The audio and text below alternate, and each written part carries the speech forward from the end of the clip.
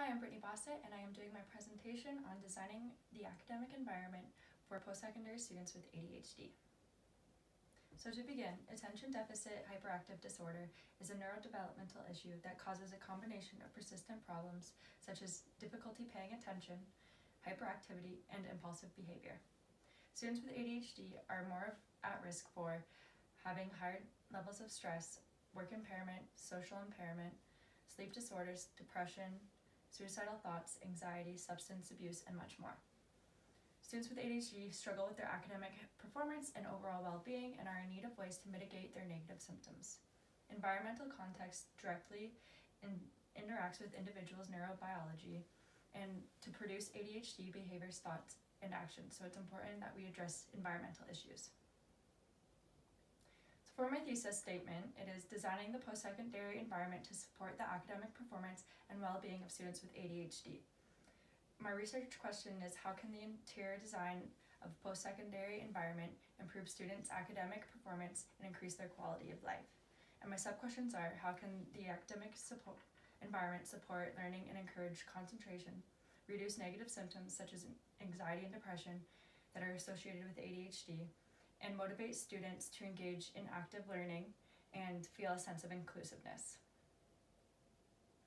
So for my theoretical framework, I selected the behavior setting theory, which is settings evoke particular patterns of behavior, and this emphasizes that design is an important component of a setting that contributes to certain behaviors.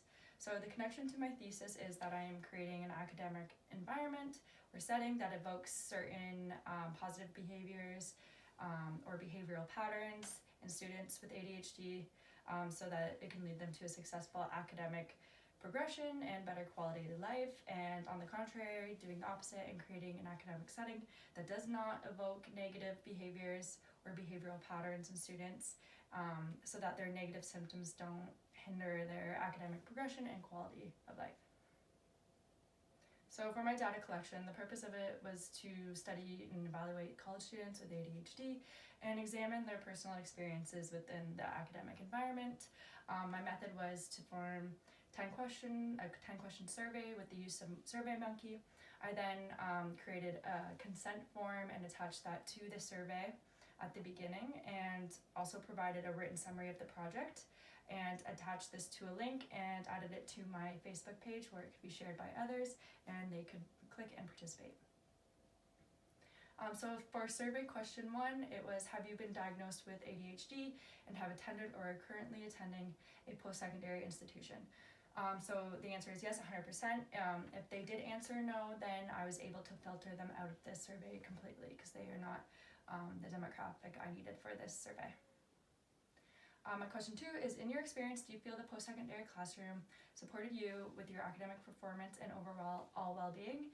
And you can see here that nobody answered yes. So they did not. Do you struggle with any of the following symptoms? Please select all that apply to you. So there is inattention at 100%, hyperactivity, impulsiveness, insomnia, anxiety at 60%, depression, and addiction and substance abuse. So you can see here that people are suffering with more mental issues when they have ADHD. Do you often experience the following? So you can see here, daydreaming on a regular basis, losing interest easily, being easily distracted, having commitment issues, problems beginning tasks and completing them are very high up there. And then there's also feeling restless, fidgeting and tics, feeling irritable, acting impulsively, and misplacing items, have troubles with multitasking that seem to be quite high as well. How distracting do you find the following in the classroom environment? And the green is highly distracting, blue is distracting, yellow is somewhat distracting, and the light blue is not distracting.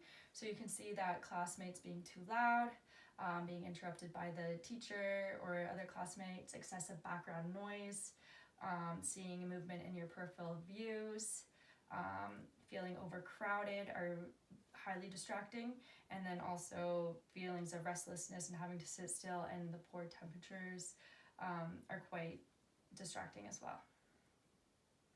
How difficult do you find the following school learning activities to be? So paying attention to lessons, keeping focus during individual work time, participating during class discussions seem to be very difficult, and then starting tasks and finishing tasks and following and comprehending instructions are somewhat difficult. Do you believe the following could potentially alleviate negative symptoms experienced in the classroom environment? So you can see here that there is a lot that is on the likely rather than the unlikely. So having flexible, movable furniture, different zones in the space, having the ability to block peripheral views and get rid of any background noise, having views to natures and objects available to fidget with are all things in the environment that can help reduce their negative symptoms. Which strategies do you currently practice or use in order to suppress your negative symptoms? Select the following that apply to you. So you can see that exercise, removing yourself from overstimulating environments, spending time alone, eating healthy and getting lots of rest seem to be quite high up there and can be applied in the classroom. Rank the following environments in regards to how productive you feel you are with completing work in that setting, one being most productive. So you can see in this example that the classroom is voted the lowest compared to home, cafe, a library, or an office. And in regards to the previous question, please explain what it is that makes you most productive in your top ranked environment and least productive in your lowest ranked environment. So a lot of the answers had to do with they enjoyed to be alone and away from distractions, that the classroom was too overcrowded and overstimulated, and there's too much multitasking having to go on there, there's no control. So there's a lot of issues with the classroom, so people prefer to work other places. So my shortcomings included there being a small demographic of people with ADHD, so it was hard to find eligible participants for this survey, and there's a lot of people that are left undiagnosed, so even though they feel they have the symptoms and they do have ADHD, they weren't able to answer yes to the first question of the survey, which allowed them to continue through. And there was also a time constraint on the project, so I wasn't able to continue searching. There's also a stigma against ADHD, so trying to contact people directly or in person didn't seem right, since not everybody feels comfortable with admitting they do have ADHD.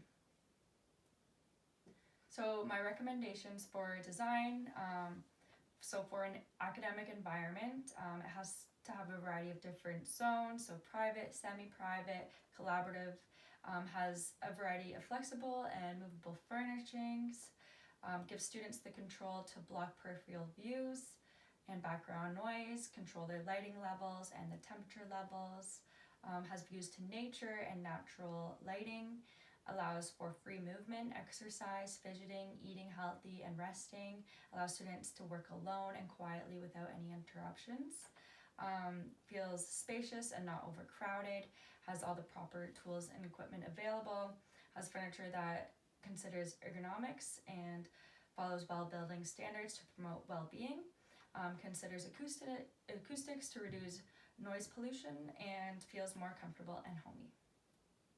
Thank you.